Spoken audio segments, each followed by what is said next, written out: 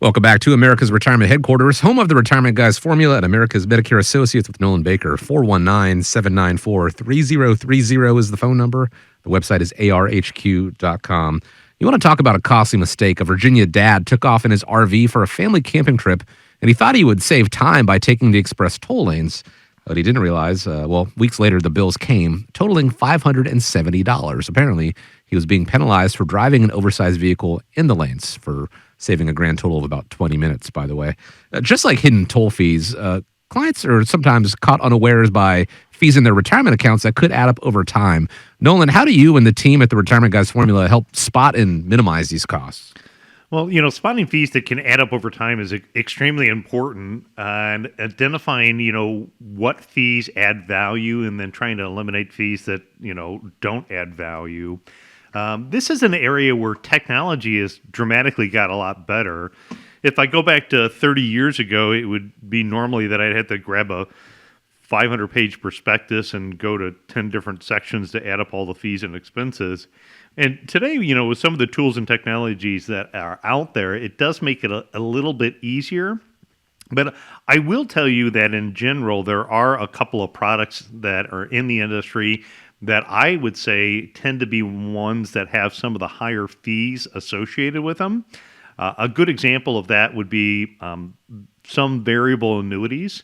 When you hear about the word annuities, and sometimes people say, well, I don't like annuities, they're generally talking about the cost associated with owning what is called a variable annuity. And not all annuities work the same way. Give you a perfect example. I had met with a couple that had come into the office here recently. He's been a business owner his entire life, and she's been really taking care of the family forever. They're well into what we would normally consider to be retirement years, but he just really loves what he does. He gets up and still goes to work every day, has enough financial assets that he doesn't have to. And so because of that, he gets really good income from still working. He gets, good income from his what's called required minimum distributions on his retirement accounts, and his personal savings have been built up, and he's debt free. So income is fantastic. Well, what he has, and what I was pointing out to him, is he has a variable annuity, and he had a couple of them in his accounts. And within the variable annuity, he had a lifetime income rider on the account. So we took a look at it, and if you added it up, the annuity had something called a mortality expense ratio of, let's say, 1.25%. His investments were put into sub-accounts, and those are the different, equity or fixed income positions, and those sub-accounts have fees and expenses of, anywhere from 0.5% to another 1%. And then he had another 1% associated with the cost of the lifetime income rider. And we took a look at it and we said, hey, if we turned on income right now, how many years would it take for you to get the amount of money that you currently have in that contract? And in their situation, it would have taken until they're in their 90s before they would have got more income out of it than what their account value was. And then I asked them the question, I said, well, is income important to you? Because you have, again, great income from work. You have your required minimum distributions. You have your other personal savings. And, in looking at that, income was not really a goal of theirs, but you have roughly 30, 40, or 50% of the return going out in fees and expenses. It's oftentimes why variable annuities are some of the most costly products in the industry. The other type of product I think that is somewhat tends to be more expensive is some of the non-traded real estate investment trusts that are out there.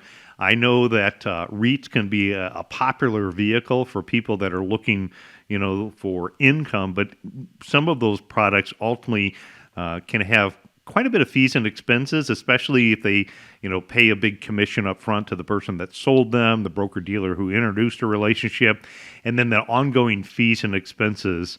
You really want to make sure that you do your homework.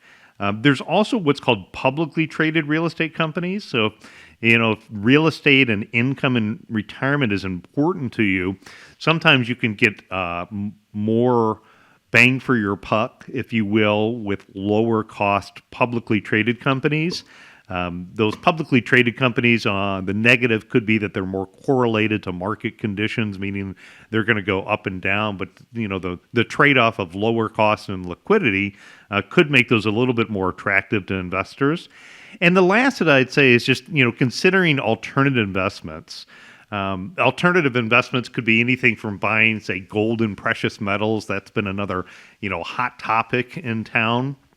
But when you look at gold and precious metals and where you get that money and make those purchases from a local dealer or a national dealer, or whether you buy something, through a online account, you want to pay attention to, what the fees and expenses are. Typically, they're going to be quoted in terms of what's called a bid-ask spread. So if you buy an ounce of gold, you want to ask how much does it cost to buy the ounce of gold.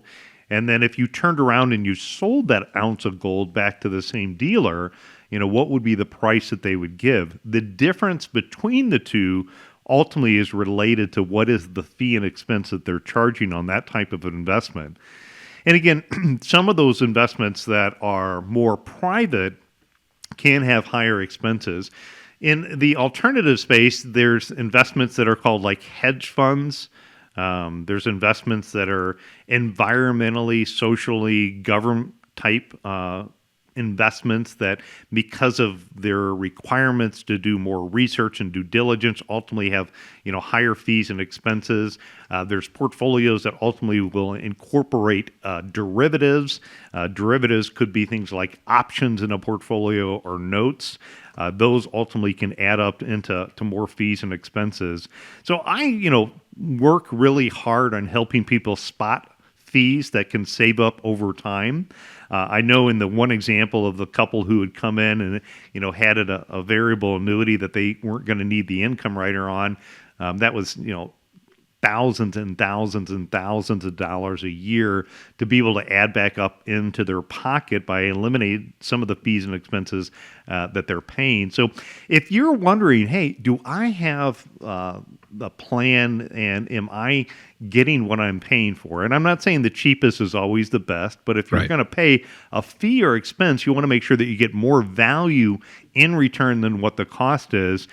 Give us a call, because part of that retirement team action plan is we'll do an independent portfolio analysis for you and help you determine exactly what you're paying and show you any areas that we could help maybe try to eliminate to keep more money in your pocket.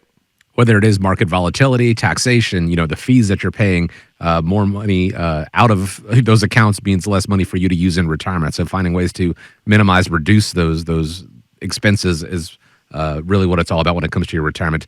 That independent portfolio analysis can go a long way to getting started. All you need to do to get started is part of that retirement team action plan. Set up a time to speak with America's Retirement Headquarters. ARHQ.com is the website, or you can give a call as well, 419-794-3030.